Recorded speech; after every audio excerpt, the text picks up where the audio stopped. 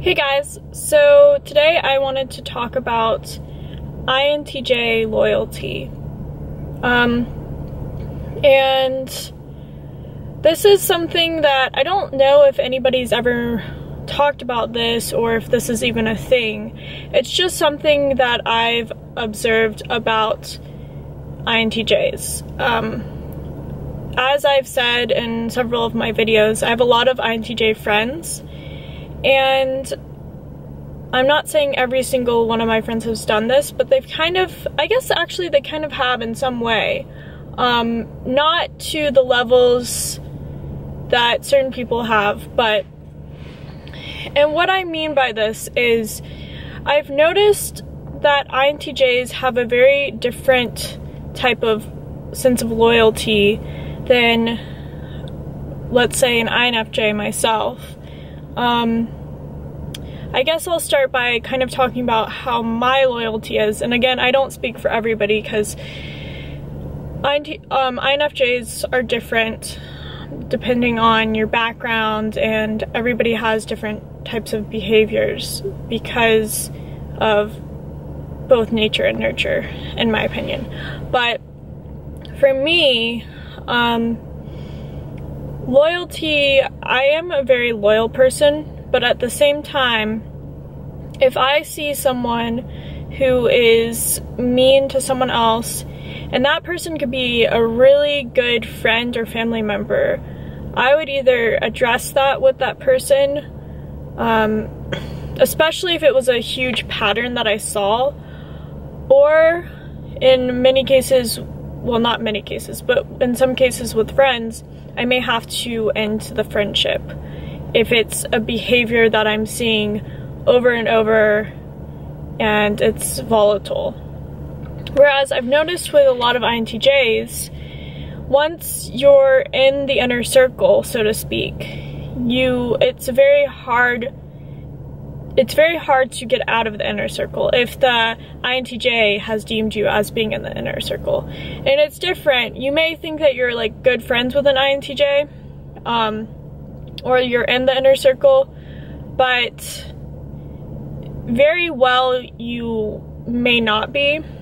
A lot of the times INTJs have a really good way, or at least I've noticed, they have a very good way of appeasing people and making it seem like you're closer to them than you are, even though that kind of sounds a little strange because INTJs have this stereotype of being cold and kind of like robotic, which I don't really think that applies as much to the INTJ as maybe other types that have a similar stereotype, because even though INTJs have this like very logical feel to them, especially when you first get to know them, at least for me, and maybe it's because I have so many INTJs in my life, I'm able to really notice their introverted feeling. Because unlike INFJs who have introverted thinking as our tertiary or third function, INTJs have introverted feeling as their tertiary function, their third function. And the way it's represented through an INTJ is INTJs come across as very logical, very almost cold and calculating people on the surface, but within them is a fiery passion burning. It's like a furnace burning within them. And I found that many INTJs, once you get to know them, have a very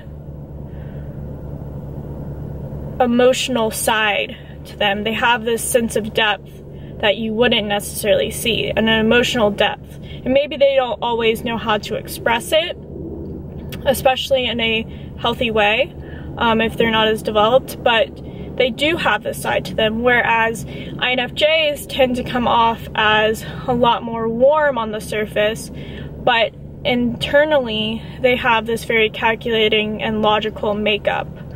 So it's kind of interesting, even though I feel like INTJs and INFJs are very, very similar in many ways, and some of my best friends, and I've even dated an INTJ before.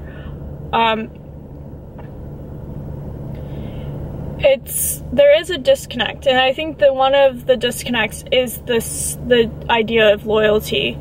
Because I've noticed, and I won't go into details just because I don't want, well, there's a chance that, you know, this individual might watch my channel or watch this video, and I also don't want to call out the other person in this.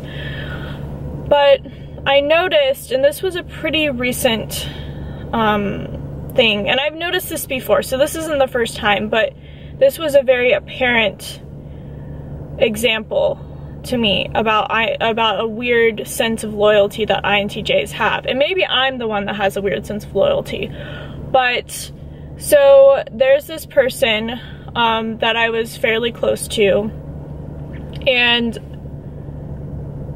the best friend of this person, who again, I'm not gonna name names, wasn't, in my opinion, the best person. And I think from this person's behaviors, a lot of people would agree with me. So let's call the first person, I don't know. I'm just trying to look around and think of something to call. I'll use fruits as the analogy. Let's pretend the first person, the INTJ, was a grape, and the other person was an orange. The grape was best friends with the orange, and the orange liked to, well, behind the grape's back, the orange was, in my opinion, pretty conniving and, well, maybe not conniving is the best word, but did a lot of things that were just not the nicest. If you disagreed with the orange hated you. Typically. The orange had got very offended easily. And I was one of those people that the orange didn't like, because I didn't react the way the orange wanted me to react. And so I was very passive with the orange, but the orange mistreated me and the grape's significant other, and a lot of the orange's friends and the grape's friends, and just was not the best. And at first, I didn't tell the grape, the INTJ, what the orange was doing, but eventually it came out. And the grape started to see where the orange was being mean, or whatever you want to call it. Yet, at a certain point, the grape said, "Oh, I'll talk to the orange." But despite how the orange continued to be, and there just was so many blatant things, and again, I didn't tell the grape every single thing the orange did, the grape continued to be friends with the orange. And again, I wasn't the only victim, and I wouldn't consider myself a victim, but I wasn't the only object of this. But it was very apparent, because I was so in such close proximity to them, how the orange was acting. And to this day, the grape and the orange are still friends, despite how much the orange has done. And that's something that was just, again, the more recent scenario of INTJ's loyalty. It's, to me, I don't understand how you can continue to be with someone, or be friends with someone who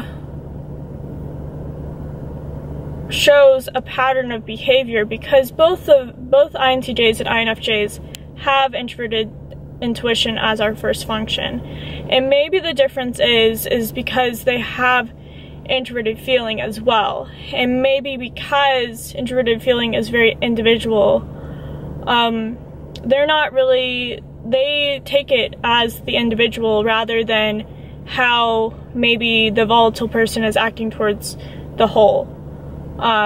If, from what I saw from the orange and the grape, because the orange wasn't doing those things to the grape continued to be friends with the orange. And that was something that really was eye-opening for me, because again, I've seen that with other INTJs. Even INTJs that I'm friends with, I've seen them it's almost like, again, once someone's in their inner circle, they just will make excuses for that person. Even, let's say, in a relationship. And I'm not saying this is the case all the time, because I've also seen INTJs where they completely act like you're dead to them in certain situations. But for those people that somehow continue to be in the inner circle, they just, it's like the patterns and the behaviors are right in front of their face, yet they choose to ignore it because I guess they get something from the relationship. And maybe I'm wrong by this, but just something that I've really noticed about INTJs in particular. And I'm not saying that other types don't do that. I'm not saying that INFJs don't do that at some point.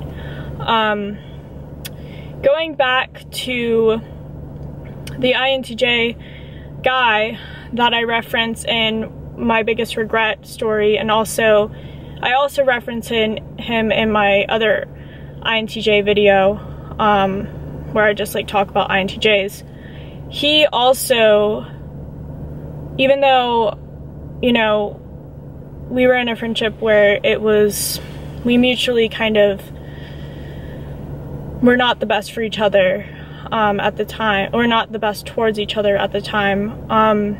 There was an individual in particular, this INFJ guy, who I won't go into, but he is a sociopath, and this INFJ guy would go on about how much he didn't like the INTJ guy, and that he didn't even know why I was friends with him, and he would say really horrible things about this INTJ guy. Yet the INTJ, though he knew all these things, he chose to either ignore them or just whatever. And I don't know if they're still friends to this day, but at the time they still continued to be friends. And that was very eye-opening for me again. And I've even seen it with closer friends where it may not have been that extreme, but I think INTJs hold on to certain friendships even if they don't necessarily serve them anymore, because I find INTJs to be very nostalgic of certain people in their lives. And again, I might be wrong about this, but yeah, these are just things that I've been thinking about INTJs. And if you're an INTJ, or if you know INTJs that have what? I don't even know what I'm saying. I think maybe you guys know what I'm saying. Have kind of shown these kind of behaviors. Let me know, and or if you don't agree with this, because I'm not saying this is fact. I'm not saying that this is the way all INTJs are, but I've noticed it from basically every INTJ I've ever been close to in some way. So I hope you guys are having a great day, and I will see you in my next video. Bye.